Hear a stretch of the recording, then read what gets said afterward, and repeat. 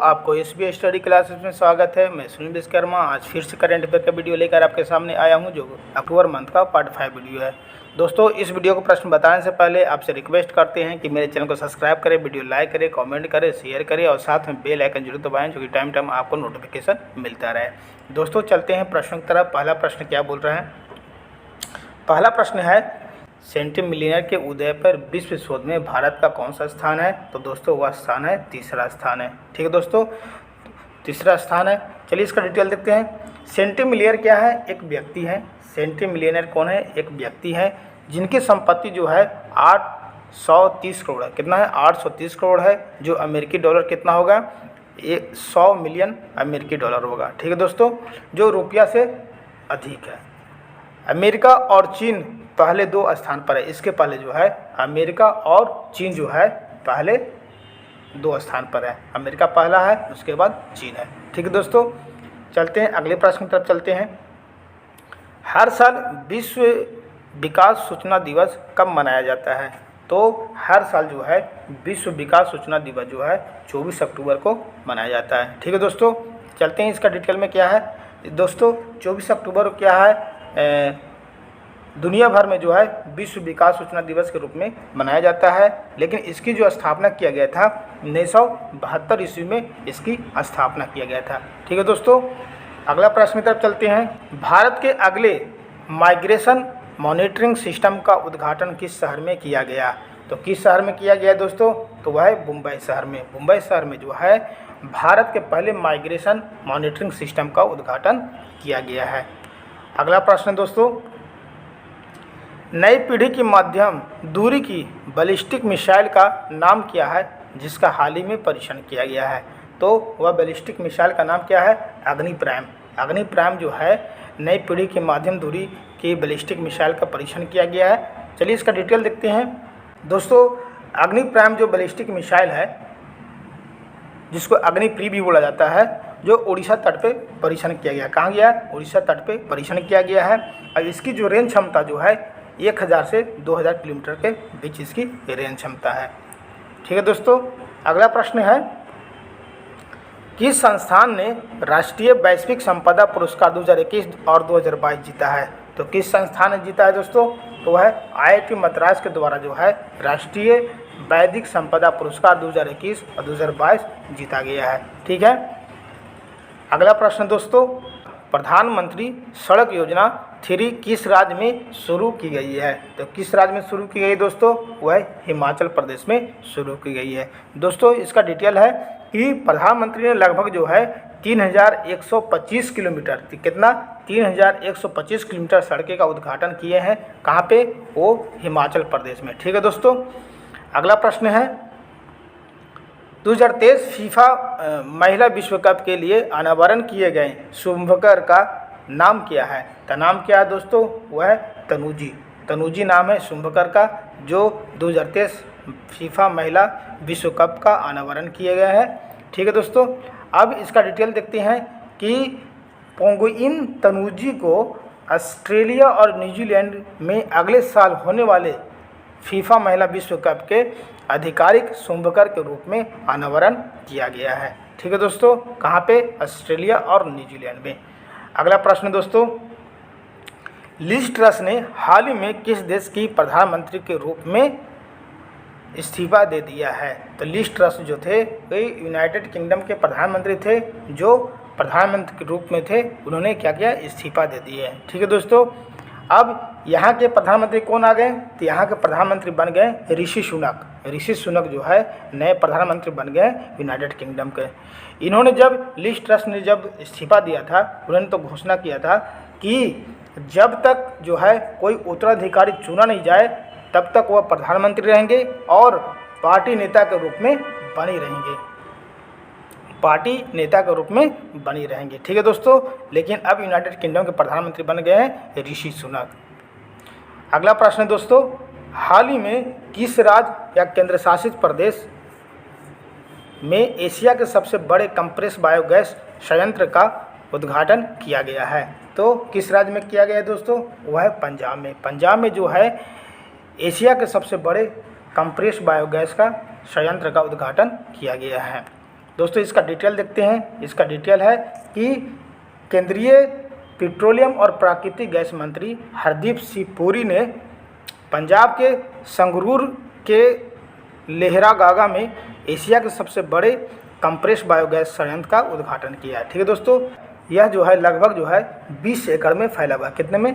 20 एकड़ में फैला हुआ है और वर्तमान में जो है यह 6 टन प्रतिदिन CBG उत्पादन करता है। कितना? 6 टन प्रतिदिन CBG का उत्पादन करता है। ठीक है दोस्तों, अगला प्रश्न है दोस्तों, किस राज्य को प्रधानमंत्री आवास योजना शहरी पुरस्कार 2021 में पहला स्थान मिला है? तो किस राज्य को मिला है दोस्तों? वह उत्तर प्रदेश को मिला। उत्तर प्रदेश को जो है प्रधानमंत्री आवास योजना शहरी पुरस्कार 2021 में पहला स्थान मिला है। दोस्तों इसका डिटेल देखते हैं। डिटेल में क्या बता रहा है कि उत्तर प्रदेश को जो है प्रधानमंत्री आवास योजना शहरी के तहत जो है पहला पुरस्कार दिया गया, इसका पहला पुरस्कार मिला है। लेकिन उसके बाद जो है दूसरे पुरस्कार पे जो है मध्य प्रदेश है और तीसरे स्थान पे जो है तमिलनाडु है। ठीक है दोस्तों, अगला प्रश्न है दोस्तों, किस राज्य या केंद्र शासित प्रदेश ने बच्चों के खिलाफ साइबर अपराधों को रोकने के लिए कुंजप मोबाइल एप्लीकेशन लॉन्च किया है? तो किस राज्य में किया गया दोस्तों? वह केरल राज्य में। केरल राज्य में जो है बच्चों के खिलाफ साइबर अपराधों को रोकने के लिए कुंजप मोबाइल एप्लीकेशन लॉन्च किया है। ठीक है दोस्तों, चलिए थोड़ा डिटेल देख लेते हैं।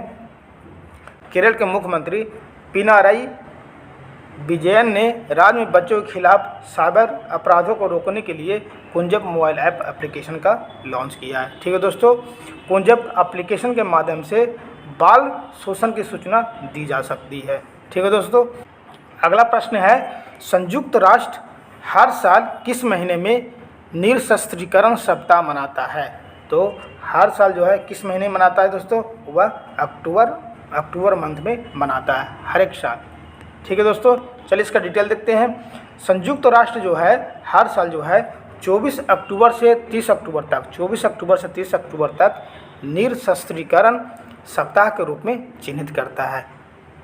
ठीक है दोस्तों, इसका जो स्थापना हुआ था, संयुक्त राष्ट्र का स्थापना हुआ था 1945 ईस्वी में किया गया था। ठीक है, और संयुक्त राष्ट्र महासभा ने 1978 ईस्वी में निरशस्त्रीकरण पर एक विशेष सत्र का आयोजन किया था। ठीक है दोस्तों, और निरशस्त्रीकरण सप्ताह पहली बार मनाया गया। निरशस्त्रीकरण जो था आयोग का स्थापना 1952 ईस्वी में हुई थी। 1952 में जो है इसका स्थापना किया गया था। चलते हैं दोस्तों अगले प्रश्न की तरफ चलते हैं। किस राज्य ने अनुसूचित जाति और अनुसूचित जनजाति के लिए आरक्षण को बढ़ाकर 17% और 7% करने के लिए एक अध्यादेश पारित किया है? तो किस राज्य है दोस्तों? वह कर्नाटक राज्य। कर्नाटक राज्य ने जो है अनुसूचित जाति और अनुसूचित जनजाति के लिए आरक्षण को बढ़ाकर 17% और 7% करने के लिए अध्यादेश पारित किया है। ठीक है दोस्तों, इसका डिटेल है कि कर्नाटक के राज्यपाल कौन है? तो कर्नाटक के राज्यपाल जो है थावर चंद गहलोत हैं, जो राज्य में अनुसूचित जाति के लिए आरक्षण को 15% से बढ़ाकर 15% से बढ़ाकर 17% और अनुसूचित जनजाति के लिए 3% से बढ़ाकर 7% करने के लिए अध्यादेश को मंजूरी दे दी है। अगला प्रश्न दोस्तों, किस देश ने आनुवांशिक रूप से संशोधित भारतीय सरसों की प्रजाति ब्रिशिका जंगिया की व्यावसायिक खेती को मंजूरी दी है? तो किस देश ने दिया है दोस्तों? वह ऑस्ट्रेलिया देश ने यह मंजूरी दी है। ठीक है दोस्तों, अगला प्रश्न है, विश्व पोलियो दिवस 2022 की थीम क्या है? तो विश्व पोलियो दिवस का 2022 की थीम है the healthier future for mothers and children. यह जो है विश्व पोलियो दिवस 2022 की थीम है। ठीक है दोस्तों, यह जो है 24 अक्टूबर को जो है विश्व पोलियो दिवस मनाया जाता है। कब मनाया जाता है? 24 अक्टूबर को विश्व पोलियो दिवस मनाया जाता है और इसकी जो स्थापना हुआ था 1985 में इसकी स्थापना किया गया था। अगला प्रश्न दोस्तों, मिनिकॉय गुड़ी बीच और कदमत बीच जिन्हें बालू फ्लैग बीच की सूची में जोड़ा गया किस राज्य या केंद्र शासित प्रदेश में स्थित है? तो कहाँ है दोस्तों? वह लक्षद्वीप में है। लक्षद्वीप में जो है मिनिकॉय थोड़ी बीच और कदमत बीच जिन्हें ब्लू फ्लैग बीच की सूची में जोड़ा गया है वो लक्षद्वीप में स्थित है। कहाँ? लक्षद्वीप में स्थित है। ठीक है दोस्तों, अगला प्रश्न है, किस राज्य या केंद्र शासित प्रदेश ने एक मुक्त संपत्ति कर माफी योजना समृद्धि जारी की है? तो किसने किया है दोस्तों? केंद्र शासित प्रदेश है, वह नई दिल्ली है। नई दिल्ली में जो है एक मुक्त संपत्ति कर माफी योजना समृद्धि जारी की है। इसमें क्या है दोस्तों? दिल्ली के उपराज्यपाल विनय कुमार सक्सेना ने जो है हाल ही में एक मुक्त संपत्ति कर माफी योजना की घोषणा की है, जिसे समृद्धि नाम दिया गया है। ठीक है दोस्तों, अगला प्रश्न है, कौन सा देश COP27 जलवायु पर संयुक्त राष्ट्र की 27वीं बैठक की मेजबान है? तो 27वीं बैठक का मेजबान कौन है? तो है मिस्र है। मिस्र देश जो है COP का फुल फॉर्म क्या होता है? कॉन्फ्रेंस ऑफ पार्टीज होता है। COP का फुल फॉर्म होता है। तो जलवायु पर संयुक्त राष्ट्र की 27वीं बैठक जो होगा मिस्र देश में होगा। ठीक है दोस्तों, इसका डिटेल है दोस्तों, जलवायु पर संयुक्त राष्ट्र की 27वीं बैठक जो है 6 से 18 नवंबर तक मिस्र के शर्म अल शेख में होगी। यह जो है 5वीं बार जब अफ्रीका में किसी जलवायु सम्मेलन का मेजबानी किया जा रही है। ठीक है दोस्तों, COP का फुल फॉर्म बताए थे आपको, कॉन्फ्रेंस ऑफ पार्टीज होता है। 27 3 मुख्य क्षेत्र पर ध्यान केंद्रित करेगा। कौन कौन क्षेत्र है दोस्तों? उत्सर्जन को कम करना पहला क्षेत्र है। उत्सर्जन को कम करना पहला पॉइंट है।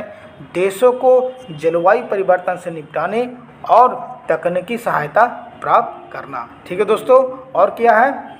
तीसरा है जलवायु गतिविधियों के लिए विकासशील देशों के लिए धन प्राप्त करने में मदद करना। ठीक है दोस्तों, यह जो है 27वीं वार्षिक बैठक का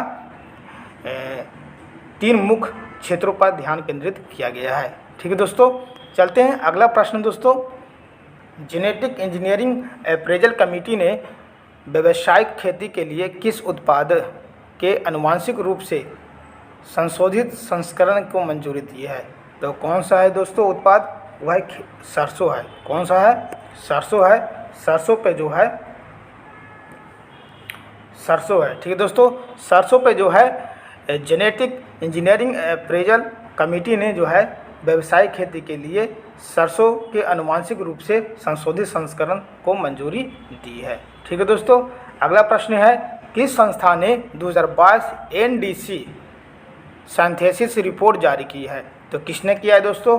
वह UNFCCC ने किया है। ठीक है दोस्तों, इसका UNFCCC का फुल फॉर्म होता है संयुक्त राष्ट्र फ्रेमवर्क कन्वेंशन होता है। संयुक्त राष्ट्र फ्रेमवर्क कन्वेंशन होता है, इसको हम बोल सकते हैं यूनाइटेड नेशन फ्रेमवर्क कन्वेंशन बोल सकते हैं। ठीक है दोस्तों, तो जलवायु परिवर्तन पर जो है संयुक्त राष्ट्र फ्रेमवर्क कन्वेंशन की 2022 NDC सिंथेसिस रिपोर्ट से पता चला है। ठीक है दोस्तों, अगला प्रश्न है, किस संस्थान ने प्राथमिकता कवक रोगजनकों की सूची जारी की है? तो किसने जारी की है दोस्तों? तो WHO ने। WHO ने जो प्राथमिकता WHO के द्वारा जो है प्राथमिकता कवक रोगजनकों की सूची जारी की गई है। अगला प्रश्न दोस्तों, portrait of immigration to Canada report के अनुसार हाल ही में आप्रवास के लिए जन्म का अग्रणी देश कौन सा है? तो कौन सा है दोस्तों? तो वह है भारत। भारत जो है वह portrait of immigration to Canada report के अनुसार जो है आप्रवास के लिए जन्म का अग्रणी देश भारत है। ठीक है, चलिए इसका डिटेल देखते हैं। इसके डिटेल में ये बता रहा है कि portrait of immigration to Canada के शीर्ष वाली रिपोर्ट से पता चलता है कि कनाडा में कुल जो है 8.3 मिलियन अप्रवासी हैं। दोस्तों 8.3 मिलियन अप्रवासी है, जो कनाडा की आबादी का अब तक का सबसे बड़ा अप्रवासी हिस्सा है। ठीक है, कनाडा में अप्रवासी की एशिया शीर्ष स्रोत रहा है, क्योंकि हाल ही में अप्रवासियों का 62% हिस्सा एशिया से आया है। मतलब कि एशिया महादेश है, वहाँ से 62% जो है अप्रवासी रहते हैं वहाँ पर, एशिया से केवल।